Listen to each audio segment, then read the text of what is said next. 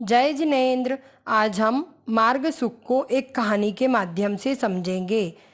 एक पहुँचे हुए महात्मा के समय की बात है। उन दिनों मृत्यु के पश्चात आत्मा को स्वर्ग में प्रवेश कराने के लिए कुछ विशेष कार्य कराए जाते थे। होता ये था कि एक घड़े में कुछ छोटे छोटे पत्थर डाल दिए जाते थे और पूजा हवन इत्यादि करने के बाद उस पर किसी धातु से चोट की जाती थी।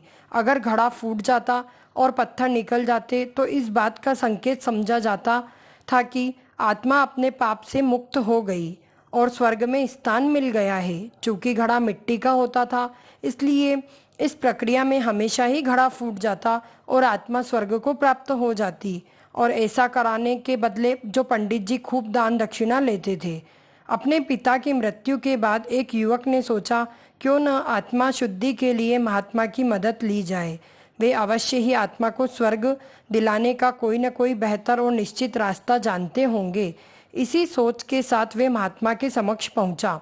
हे महात्मन, मेरे पिताजी नहीं रहे, कृपया आप ऐसा उपाय बताएं कि यह सुनिश्चित हो सके कि उनकी आत्मा को स्वर्ग में ही स्थान मिल सके। ऐसा युवक बोला।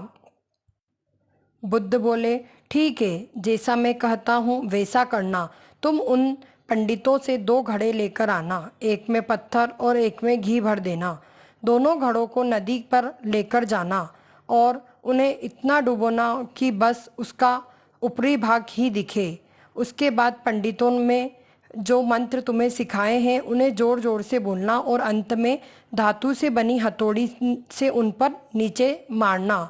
ये सब करने के बाद मुझे बताना कि क्या देखा। युवक बहुत खुश था। उसे लगा कि महात्मा द्वारा बताई गई इस प्रक्रिया से निश्चित ही उसके पिता के सब पाप कट जाएंगे और उनकी आत्मा को स्वर्ग की प्राप्ति होगी। अगले दिन युवक ने ठीक वैसा ही किया और सब करने के बाद महात्मा के समक्ष उपस्थित हुआ। आओ पुत्र, बताओ तुमने क्या देखा, ऐसा महात्मा ने पूछा। युवक बोला, मैंने आपके कहे अनुसार पत्थर और घी से भरे घड़ों को पानी में डालकर चोट की।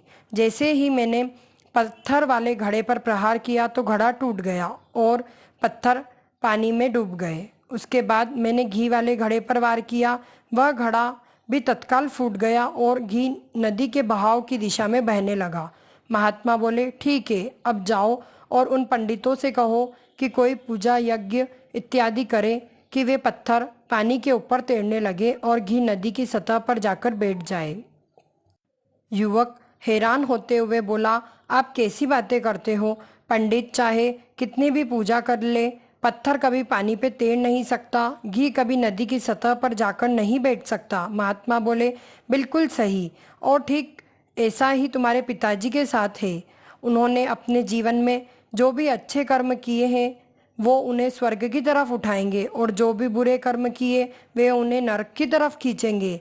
और तुम चाहे जितनी भी पूजा करा लो, तुम अपने कर्म के को रत्ती भर भी नहीं बदल सकते। युवक महात्मा की बात समझ चुका था कि मृत्यु के पश्चात स्वर्ग जाने का सिर्फ एक ही मार्ग है और वो है जीवित रहते हुए अच्छे कर्म करना। जय जी।